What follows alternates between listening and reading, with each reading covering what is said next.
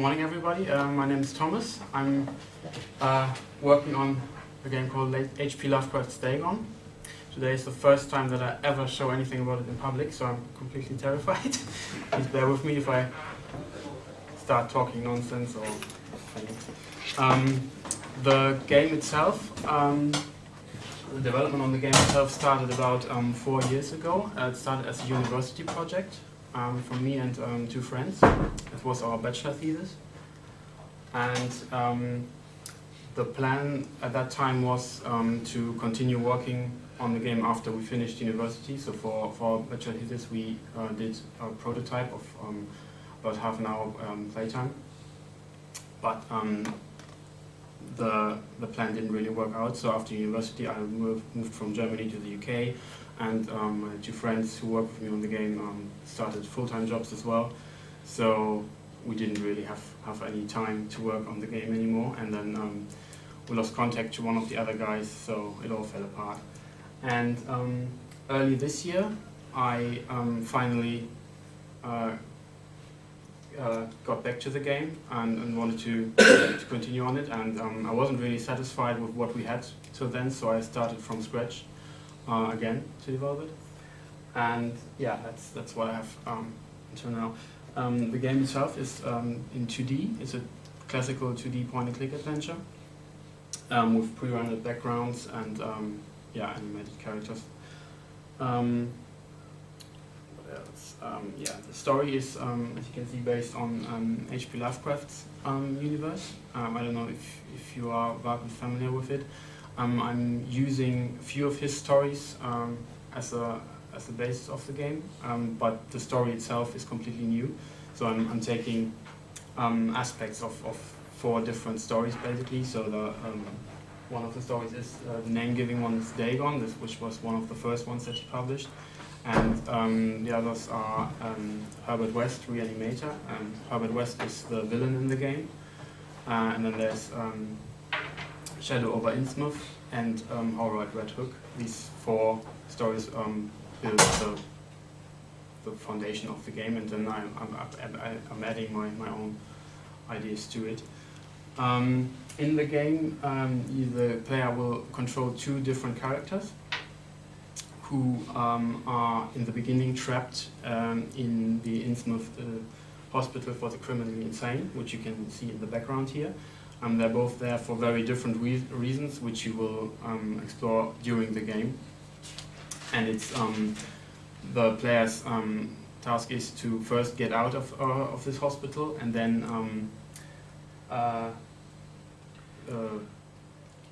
get into the town of Innsmouth and fight against Dr. West. Dr. West is controlling an organization called the Order of Dagon, which is controlling the town of Innsmouth, and their plan is to invoke the old god Dagon and by that take over the world. And it's the player's task to prevent this.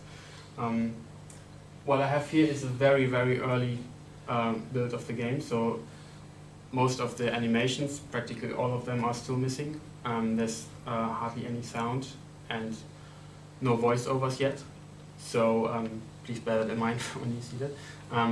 For the future, the plan is to run a Kickstarter campaign, which will hopefully start at some point in January.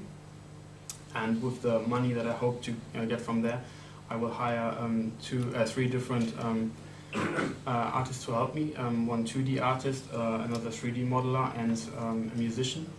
The musician, I'm pretty sure many of you will know him. It's Jan Kavan from Cardboard Entertainment. He was here yesterday and presented his game Julia, and he's a great musician and has done quite a lot of game soundtracks already, and he will do the soundtrack for Dagon as well. So let's start the game.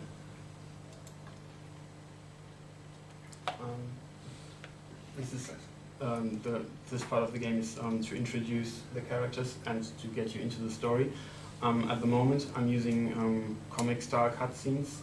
In the final version of the game, the plan is to have these animated.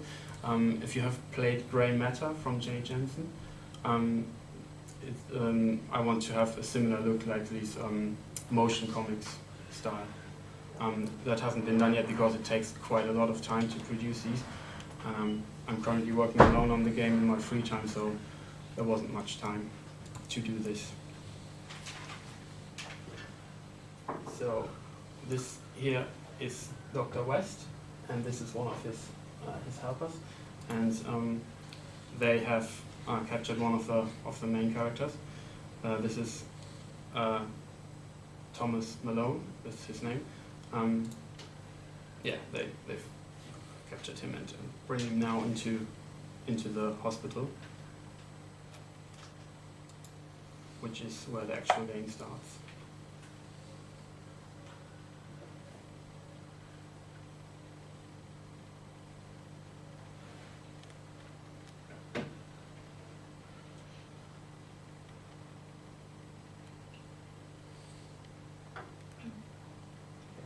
This here is the second character. Control for that character is not implemented yet, so at the moment you can only control Thomas, and she will follow later when further down into the development. Dialogues can be skipped with mouse clicks.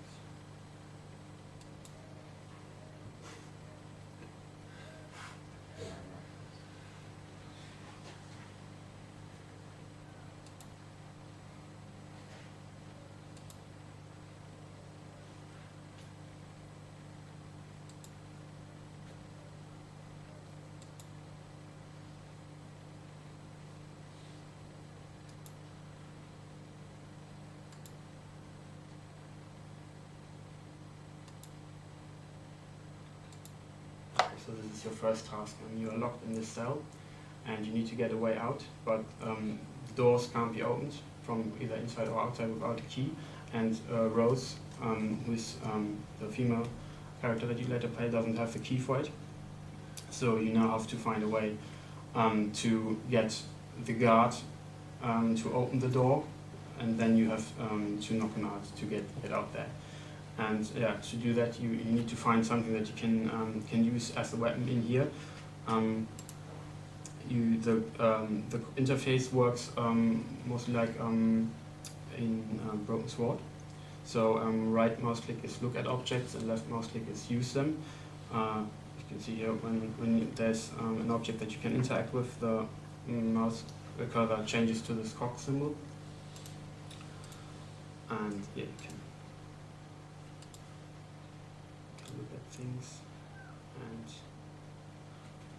in this case, as I said, you need to find a weapon, and you see this water pipe is leaking water, so it might be a bit loose.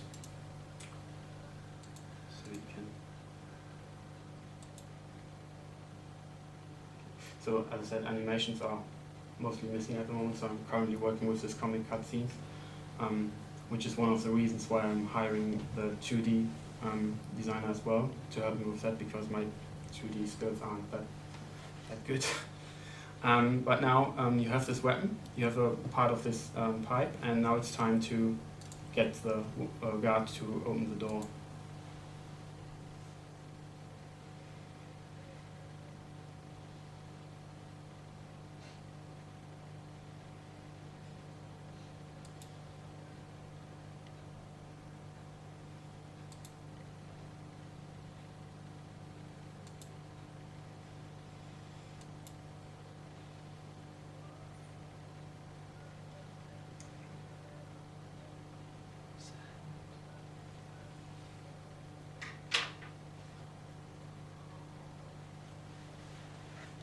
Treff is a bit dark on the projector, right? But Thomas is standing here in case you can't see it. Yeah, if you're interested, you can come to my table later when I show it on screen. It looks a bit better.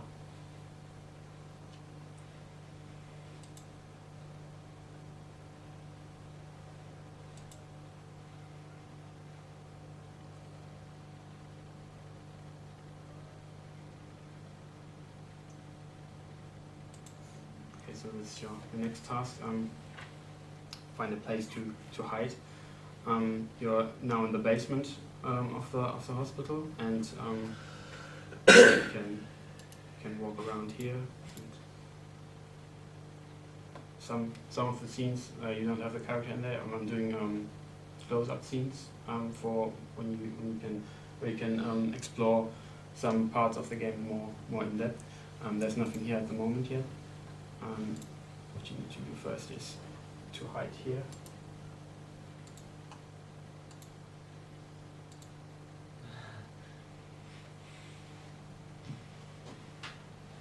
So this is at the beginning of the game. The puzzles are really easy, not even really, wouldn't even call them puzzles. This is more to introduce the setting and the characters, and there will be proper adventure puzzles later on in the game. But for this demo, I've kept it really simple.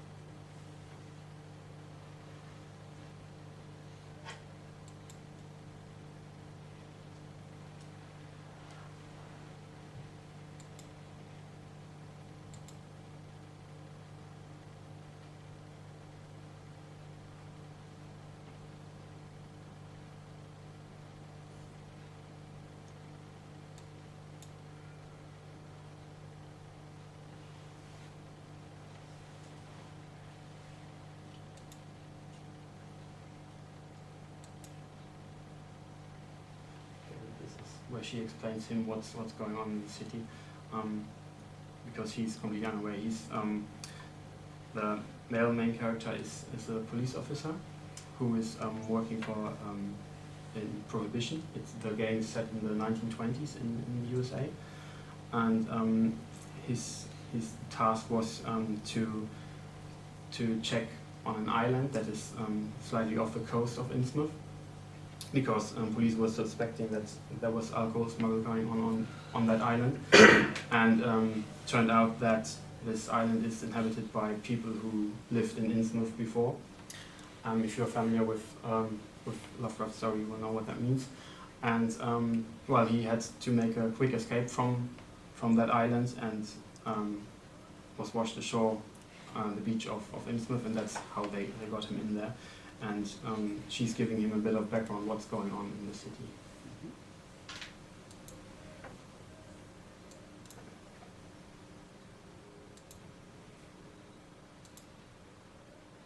So this is where the intro ends. In the actual game later, you will now, from here on, the real adventure starts. You will have to figure out a way to open this electronically locked door, and then from there on try to find a way out of the hospital, and then get into town and do the rest. Good. That's what I have so far. Any questions? Yeah. How are you planning to release the game? Have you got any idea where you're going to release it, like Steam, Google Games, something like that?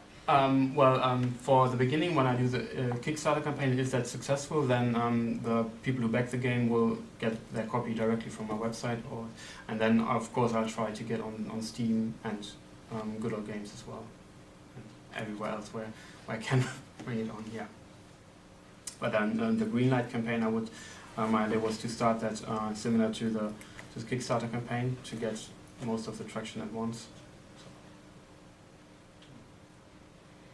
So the reason why you particularly chose Dagon as the original basis? Because obviously there's a huge variety of elder gods in. There are several reasons, to be honest. Yeah. For one, I could have chosen Cthulhu or something, but to be honest, I think that's a bit overused. Meanwhile, Cthulhu is now everywhere, and many people don't even know what the background is, but it still has Cthulhu on it, and so I didn't want to use that.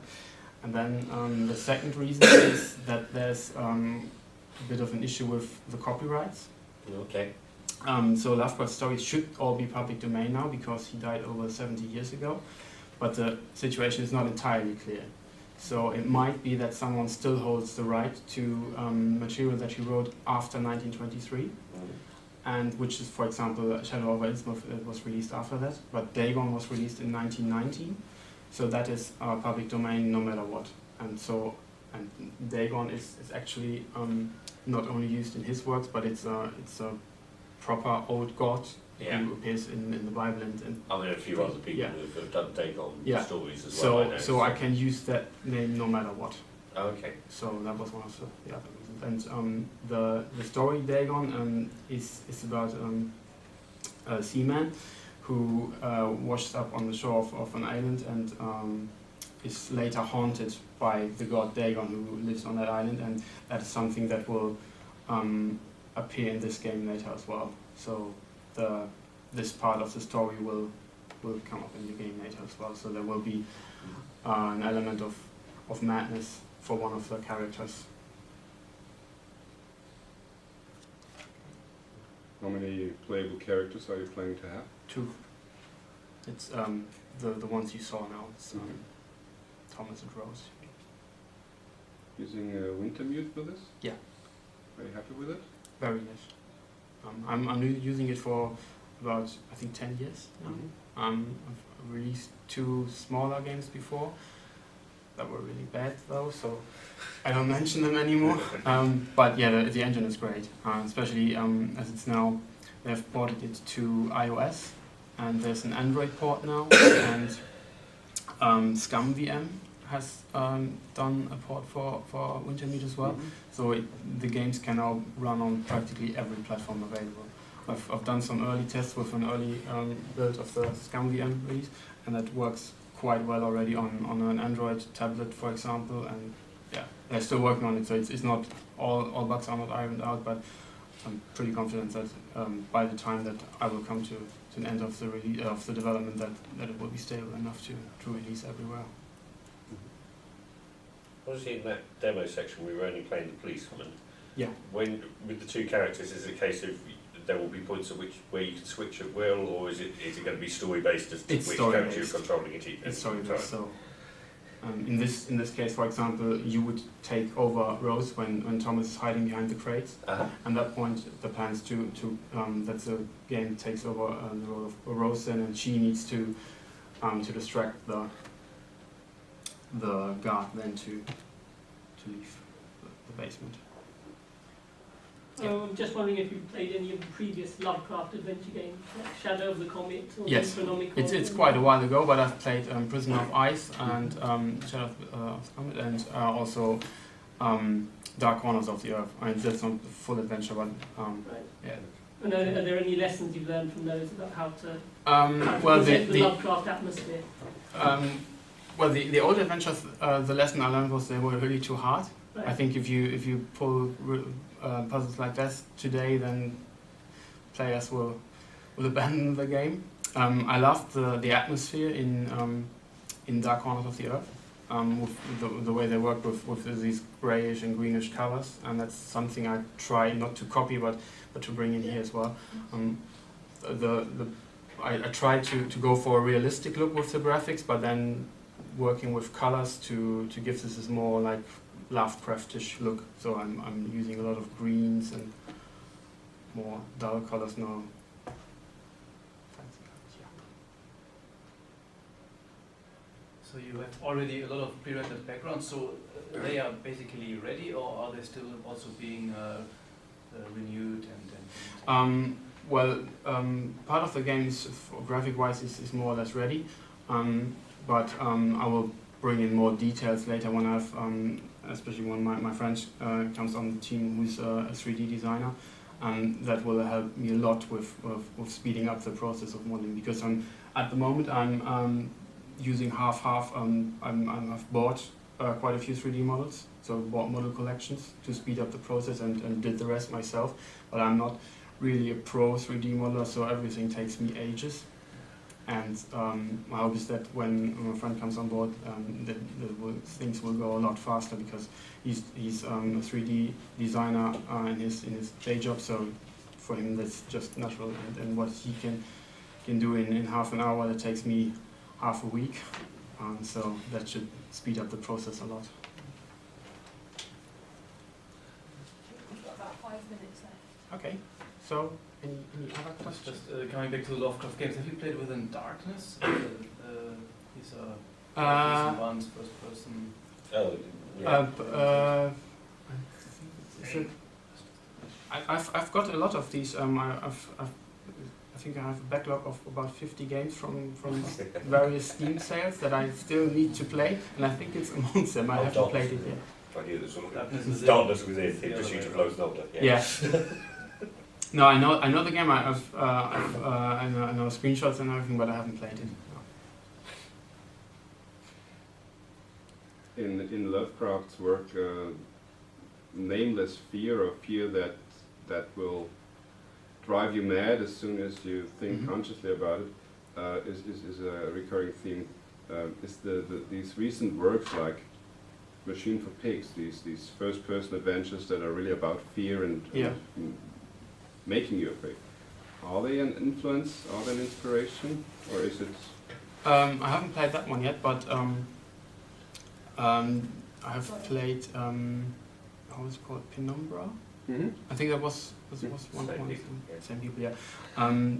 Their games are very different from mine because they are this first-person real-time 3D, and I don't think I can recreate this with a third-person point-and-click adventure. So I tried to go for a different approach.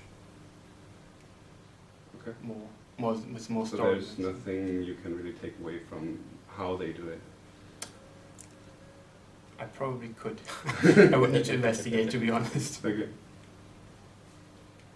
You played Eternal Darkness on the GameCube many years No. ago. Yeah, that's what I was thinking about. It's like Madness. No, I had a GameCube, so. Is it? Ah, well, they had a fantastic mechanic for Madness. If you didn't kill monsters, they would steal your sanity. And Okay. you'd start to see little things happen in the room that weren't real. Mm-hmm. So, and sometimes even it would look like it was outside of the game, like a bug crawling down the TV screen or blue screens, and then it comes back. Yeah. There's this Really good. seeing things that aren't there element Yeah. that will appear here as well. That's pretty cool. Great. So at the moment, it is just you working on this. Yeah. You're not at the studio. So I can get surnames. Thomas. Busse. It's B-U-S-S-E. So you're like a studio name. I mean, when you start building up to a bigger team, are you looking at having a studio name, or is it all going to be? At the moment, I'm going with Order of Dagon Publishing. Oh, okay. I'm not sure if Job. it's yeah. And if this one proves as a success, do you have plans for future games along Yes. similar lines? If it will be a success and if players will like it, then the idea at the moment is to take on other Lovecraft stories and have similar stories, have similar games with these two main characters. So I think it's not spoiling too much, but the idea is to let them become some sort of Mulder and Scully of the Lovecraft universe. So he's a policeman and he will stay a police officer, and the idea is for them to become like a special unit that investigates supernatural things. Have you ever played the role-playing game then? Because that's very much how the role-playing game is based, that the characters in the role-playing game are the professional investigators of the paranormal. Oh no, I haven't. The Call of You mean the proper pen and paper? No. Yeah.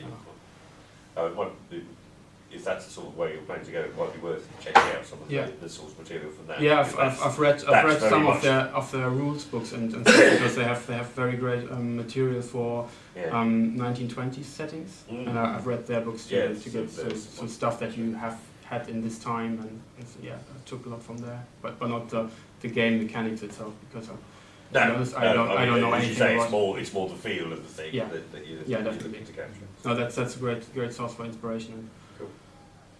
Stealing puzzles. I think there's about time, so maybe one more question.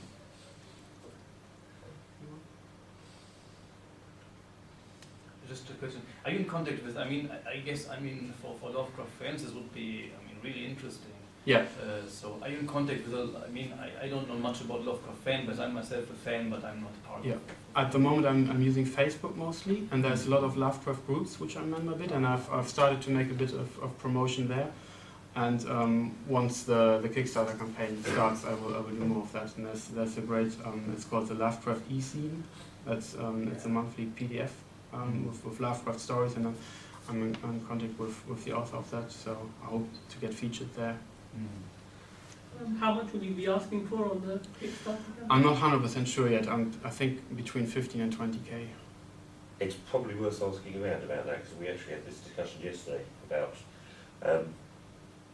because of having to do the rewards and through Kickstarter, you've really got to think about how much you have to set aside for doing the Kickstarter campaign. Absolutely. And then see how much you'd have left below that before you plan what were you looking to get in, because a lot of Kickstarter campaigns have got caught out by that. Yeah.